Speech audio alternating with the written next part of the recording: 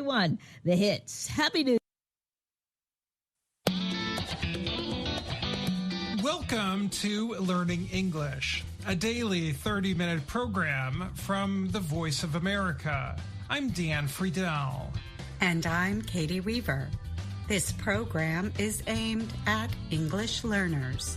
So we speak slowly, and we use words and phrases especially written for people learning English. On today's show, Faith Perlow brings us Ask a Teacher. We also hear from Anna Mateo. And we close the show with an American story. But first... Chinese lawmakers recently entered a fierce online debate on whether fireworks should be used to celebrate the Lunar New Year this February.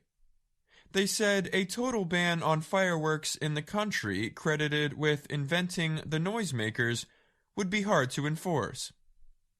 Lawmakers said air pollution prevention and fire safety laws have led to differences in understanding of the ban on fireworks. However, it was never a total ban. In 2017, official data showed 444 cities had banned fireworks. Since then, some of the cities have loosened the bans. They permit fireworks at certain times of the year and at special places. This month, however, many counties made announcements banning fireworks, restarting discussion on the ban. "We've the right to fireworks," wrote a user of Weibo, a popular Chinese online discussion service. Chinese folklore says the earliest fireworks were invented 2,000 years ago to drive away the Nian. The Nian, the story goes, was a monster that hunted people and animals before the Lunar New Year, or Spring Festival. Since then, fireworks came to be used to celebrate other events. This January, after 3 years of COVID-19 restrictions were lifted, some people ignored bans and officials and set off firecrackers. Some Chinese say the fireworks bans were necessary to protect the environment. An online opinion study by the official Beijing Youth Daily found that over 80% of people supported fireworks during Spring Festival. The festival is the most important holiday on the Chinese calendar. Some also said the ban was ironic after the United Nations recently named the Spring Festival an official holiday, a move supported by Chinese officials. "The Spring Festival belongs to the world, but China's is almost gone," wrote another Weibo user. Southern Hunan Province is a worldwide supplier of fireworks. Its exports totaled $579 million from January to November, state media reported. That number is far greater than domestic sales. I'm Dan Novak.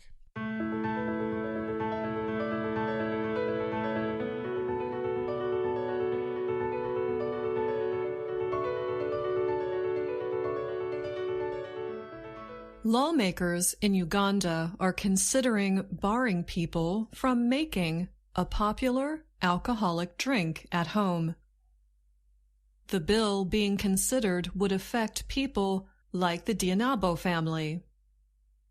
At least once a week, Quirino Dianabo's family gathers around a hole in the ground where bananas have been left to ripen.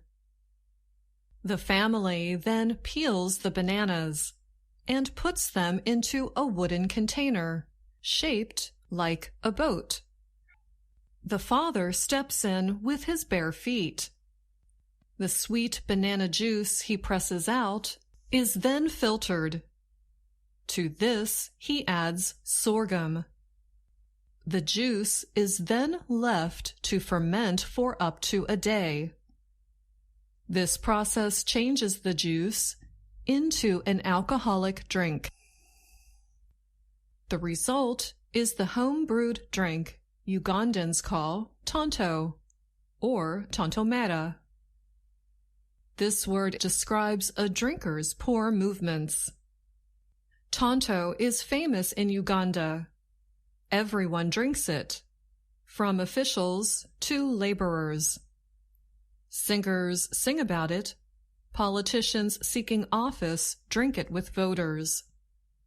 And traditional ceremonies end at sunset with tonto parties.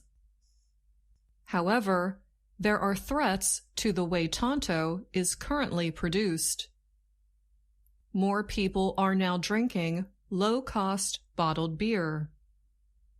Health officials want rules to limit the risks from contaminated home brews. And officials want to get tax income from the production and sale of the drink. The bill in the National Assembly seeks to set rules for the production and sale of alcohol. It would make the activities of home brewers of tonto a crime. It would also make the production of other traditional home brews in the East African country a crime.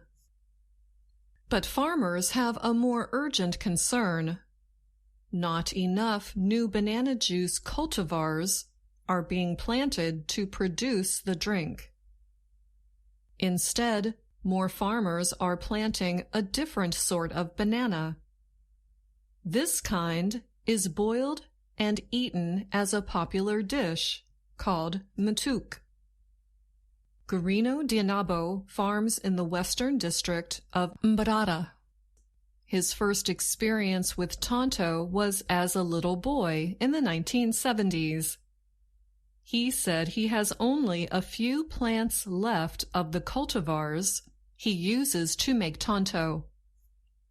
He gets his bananas from farmers near him until he can fill the small pit on his farm. The natural underground heat ripens the bananas within days as he prepares for the weekly pressing. The event is important in the family's daily life because they sell tonto. Dinabo said his weekly brew has regular buyers. But in recent years, he has seen both demand and supply slow. This is partly because the sale price of tonto has been largely unchanged for many years. However, the process of brewing it has become more difficult. Tonto brewers must travel farther for their bananas. Also, the price of sorghum has gone up. You take a lot of time doing this work. It's not as easy as someone who cuts matuk, puts it on a bicycle, and sells it for cash immediately, Dianabo said of the green bananas that are eaten raw by most Ugandans. The bananas used for alcohol come from very far, he added. To help this situation, he has been trying to plant more of the banana juice cultivars. They grow faster. And his son, Matthias Kamukama, helps. The family makes 5 or 6 20-liter jerry cans for each brewing. A jerry can's worth sells for about $8. A half-liter of tonto sells for about 27 cents, compared to 67 cents for the cheapest bottled beer. Benson Muhareja is an electrician who regularly visits a small drinking place in a poor neighborhood of Mbarara. It is like a favorite drink when you have your lunch. It is like a juice. When you don't want to take beer, you come and have your tonto, Muhareja said. He said it does not make him feel bad or cause his head to hurt. Christine Kumahanji sells tonto. She said she receives 2 jerry cans of the brew every day. She knows her business is at risk because of the bill, but she smiled, saying buyers come from all over the city. Tonto will never get finished, she said, meaning Tonto will survive all of these challenges. I'm Anna Mateo.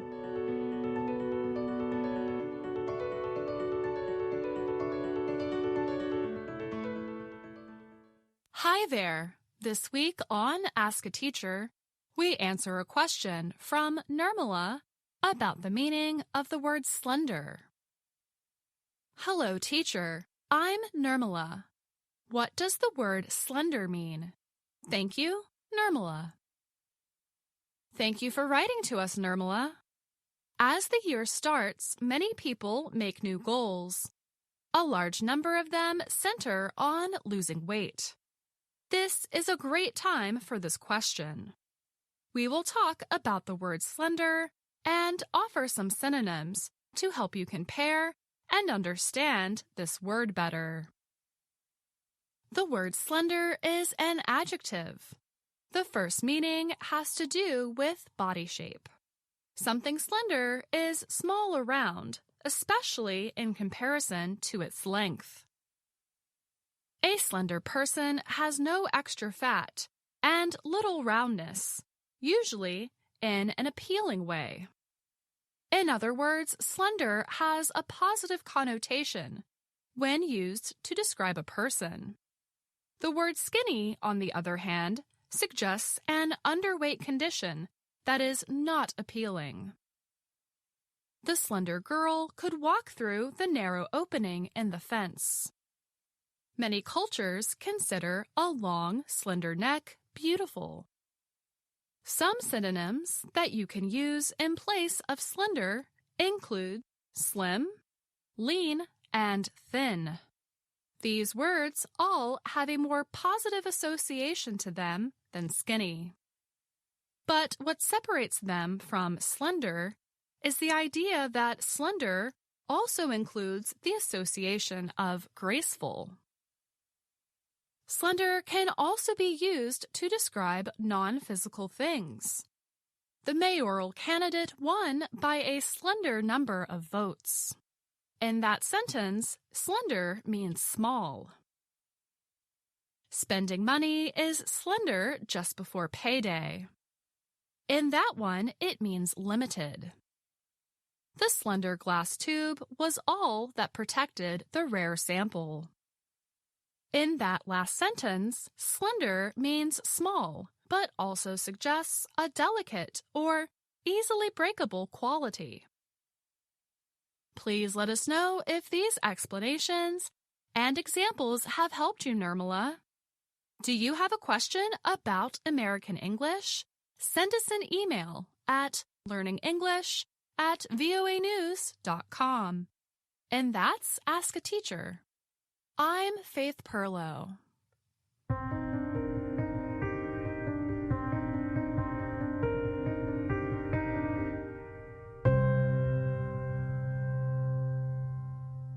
That was this week's Ask a Teacher report. Now, Teacher Faith joins me on the show. Hi, Faith. It's great to be back in the studio with you, Katie. Happy New Year. Happy New Year to you. So this week, you had a question from Nirmala about the word slender. I love the sound of the word. No surprise there.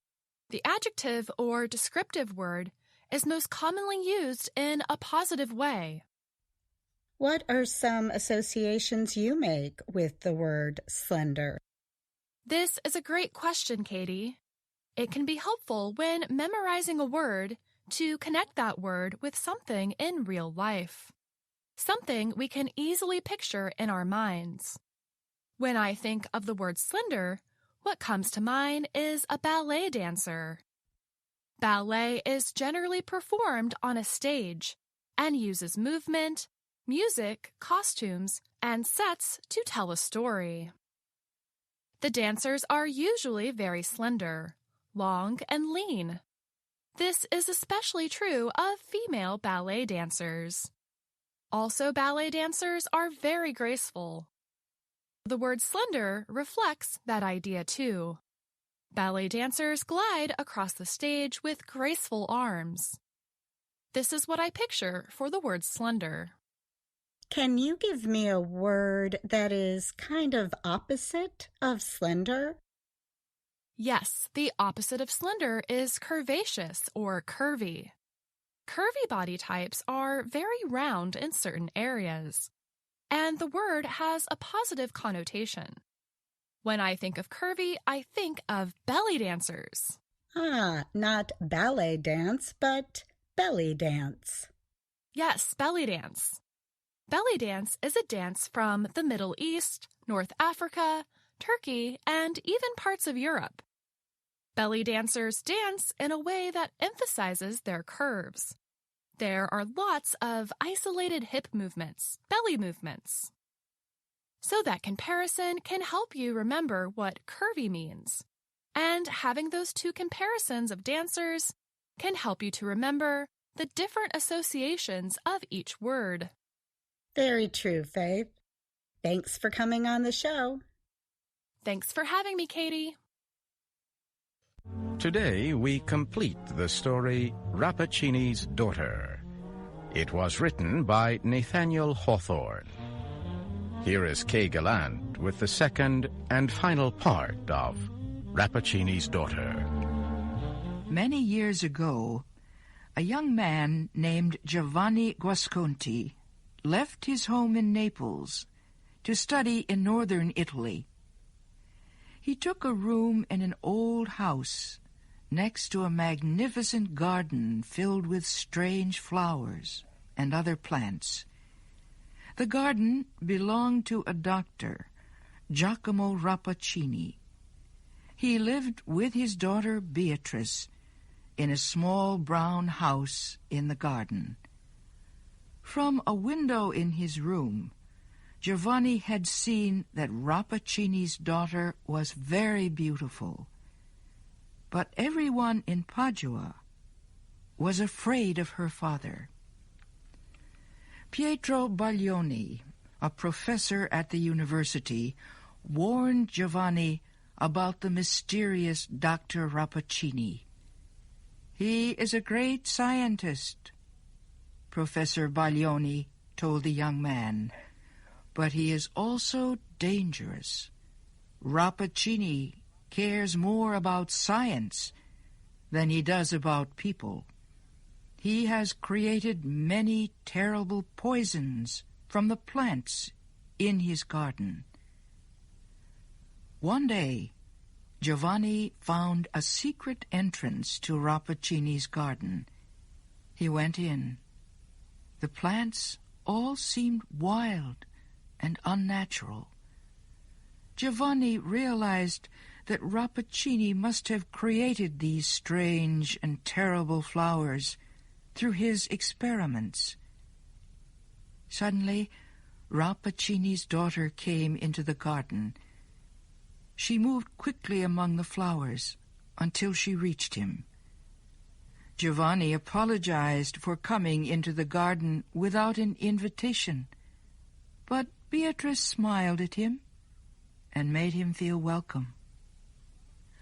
"I see you love flowers," she said, "and so you have come to take a closer look at my father's rare collection."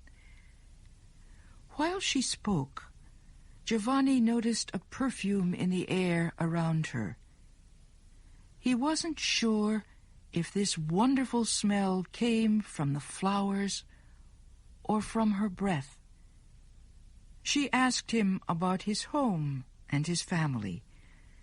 She told him she had spent her life in this garden. Giovanni felt as if he were talking to a very small child. Her spirit sparkled like clear water. They walked slowly through the garden as they talked. At last, they reached a beautiful plant that was covered with large purple flowers. He realized that the perfume from those flowers was like the perfume of Beatrice's breath, but much stronger. The young man reached out to break off one of the purple flowers, but Beatrice gave a scream that went through his heart like a knife. She caught his hand and pulled it away from the plant with all her strength. "Don't ever touch those flowers," she cried. "They will take your life." Hiding her face, she ran into the house. Then Giovanni saw Dr. Rappaccini standing in the garden. That night, Giovanni could not stop thinking about how sweet and beautiful Beatrice was. Finally, he fell asleep. But when the morning came, he woke up in great pain. He felt as if one of his hands was on fire. It was the hand that Beatrice had grabbed in hers when he had reached for one of the purple flowers. Giovanni looked down at his hand. There was a purple mark on it that looked like 4 small fingers and a little thumb. But because his heart was full of Beatrice, Giovanni forgot about the pain in his hand. He began to meet her in the garden every day. At last, she told him that she loved him, but she would never let him kiss her or even hold her hand. One morning, several weeks later, Professor Baglioni visited Giovanni. "I was worried about you," the older man said. "You have not come to your classes at the university for more than a month. Is something wrong?" Giovanni was not pleased to see his old friend. "No, nothing is wrong. I am fine, thank you." He wanted Professor Baglioni to leave, but the old man took off his hat and sat down. "My dear Giovanni," he said, "you must stay away from Rappaccini and his daughter. Her father has given her poison from the time she was a baby. The poison is in her blood and on her breath. If Rappaccini did this to his own daughter, what is he planning to do to you?" Giovanni covered his face with his hands. "Oh, my God," he cried. "Don't worry," the old man continued. "It is not too late to save you, and we may succeed in helping Beatrice too. Do you see this little silver bottle? It holds a medicine that will destroy even the most powerful poison. Give it to your Beatrice to drink."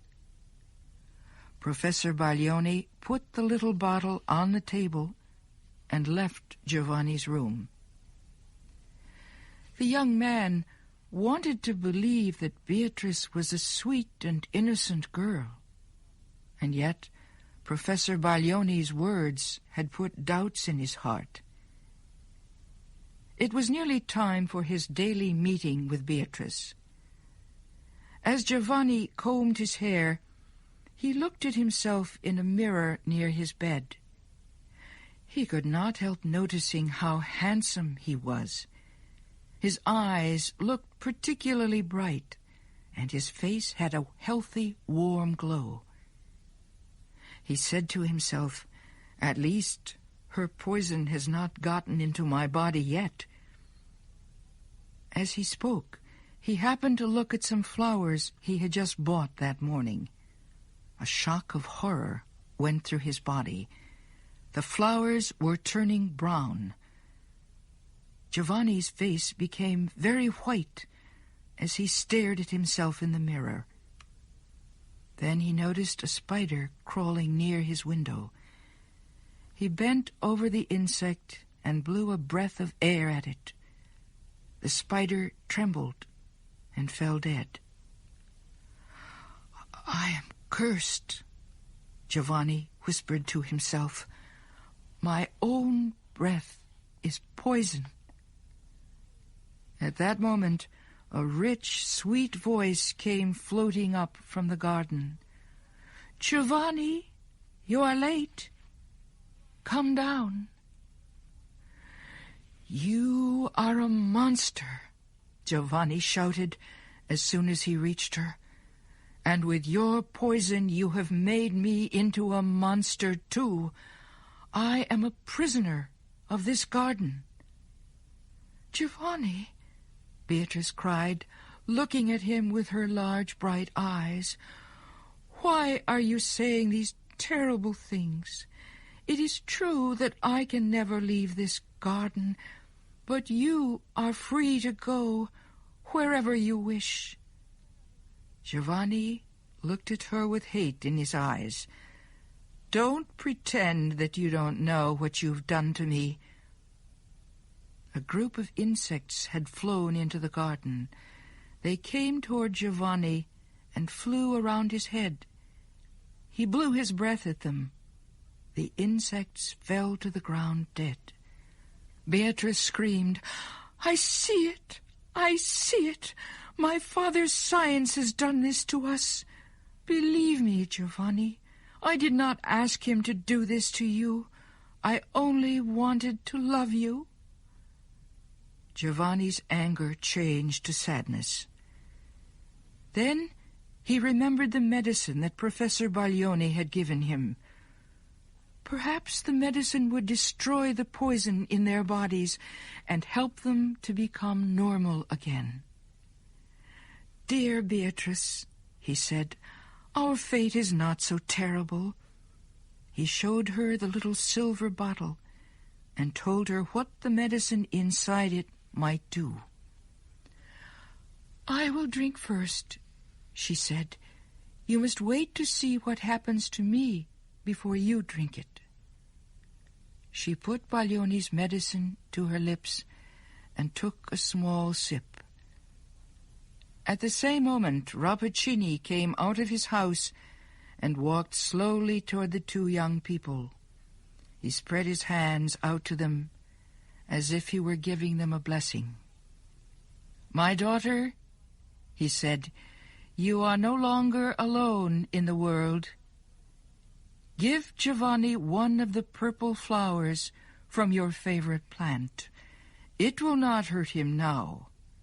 My science and your love have made him different from ordinary men." "My father," Beatrice said weakly, "why did you do this terrible thing to your own child?" Rappaccini looked surprised. "What do you mean, my daughter?" he asked. "You have power no other woman has. You can defeat your strongest enemy with only a breath. Would you rather be a weak woman?" "I want to be loved, not feared," Beatrice replied. "But now it does not matter. I am leaving you, Father. I am going where the poison you have given me will do no harm. Goodbye to you, Giovanni." Beatrice dropped to the ground. She died at the feet of her father and Giovanni. The poison had been too much a part of the young woman. The medicine that destroyed the poison destroyed her as well.